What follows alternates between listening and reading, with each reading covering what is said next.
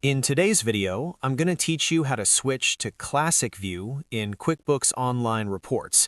If you prefer the familiar look and layout of older reports, or you just want a simpler view while you work, this quick walkthrough will get you there in seconds.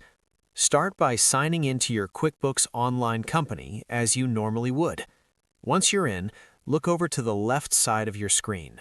You'll see the main navigation panel. Find Reports and click it.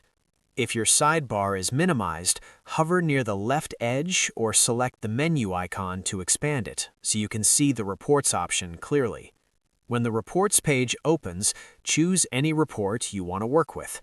This can be one of your go-to reports, like Profit and Loss or Balance Sheet, or any other report you need right now. The key is simply to open a report so you can access the View options at the top.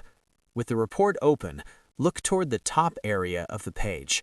You should see a small hyperlink that says Switch to Classic View. It's typically located near the report title or in the top toolbar where other report controls and filters appear. The link can be easy to miss because it's not a big button, so take a second to scan the top bar. If the report is still loading, give it a moment for all the options to appear. Now, click Switch to Classic View. The report will refresh and you'll be in the classic layout. You'll notice the interface looks more like the earlier QuickBooks Online report style, which many people find faster to navigate. Key elements such as date ranges, grouping, and filter options are still available, just arranged in a more streamlined way. If you don't see the link, a few things could be happening. You might already be in the classic view, the report type might not offer the toggle, or your window might be too narrow for all options to show. Maximizing your browser window or reducing zoom can help reveal the link. That's all there is to it.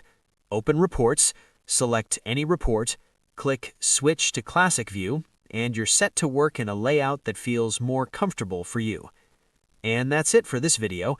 If you found this helpful, don't forget to like, subscribe, and turn on notifications so you never miss another QuickBooks tutorial.